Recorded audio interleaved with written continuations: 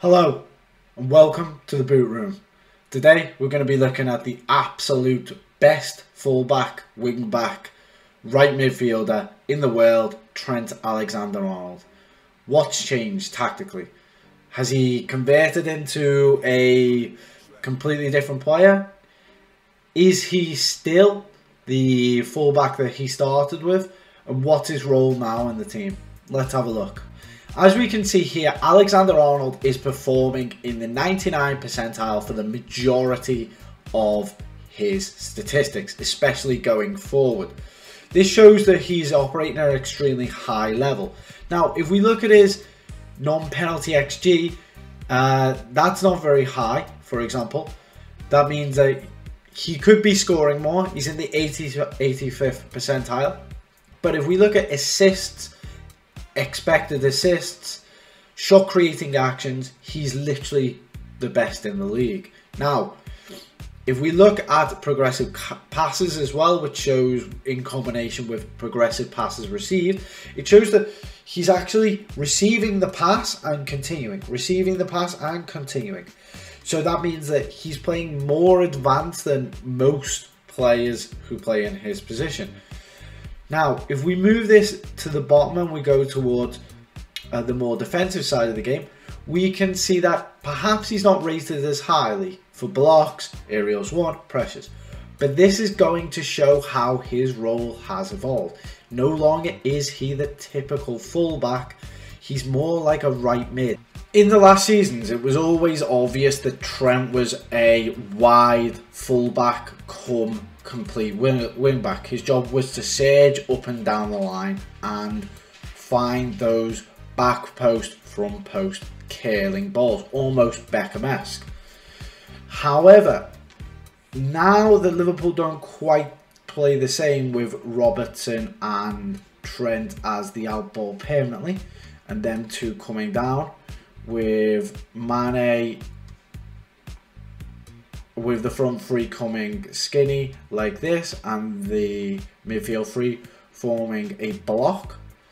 This means that when they played this way, Trent and Robertson were the main providers of the team. They were the playmakers. The system's changed slightly from that, whereby now Trent is still given license to attack, as we will see here, but now Liverpool are playing more with an overload on the right hand side, as I will show now, and a back four type formation. It's a somewhat asymmetrical shape, with Thiago expected to cover in this direction but not as much, and Robertson not playing as high as he usually would and playing more of a protective role. Now, this means that Trent, Henderson and Salah can all combine in order to affect the game in a much more efficient way, because via causing overloads and running in different directions, Salah sometimes coming wide, Trent sometimes coming into the middle, Hendo running the line. Basically, it means that these movements cause mass confusion for the opposition, and it gives both Trent and Salah more time on the ball. And also Hendo, who's been performing excellently in that wide position, with it now being more like a wide 4 rather than 3. Often these combinations of Henderson, Trent and Salah are providing extreme problems for other teams, whereby if they are playing a 4-4-2, there is a left midfielder and left back and they don't really know who to go with.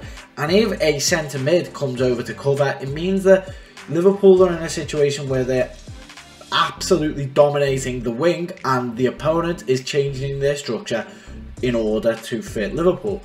As we can see here in this animation, the combination between the three, with Henderson at times providing the distraction, Trent providing the overlap or underlap depending, and then supplying balls, is providing huge problems for team, and most of all producing an overload. Trent Alexander-Arnold is currently operating at one of the best right backs in the world, if not the best, and he's currently one of the best players in the world. That shouldn't be forgotten.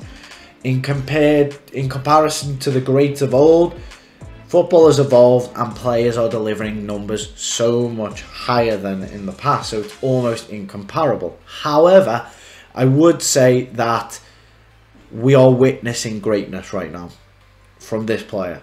So, enjoy it. Breathe it in. Because I don't know what his potential is. And I'm not quite sure Jurgen does either.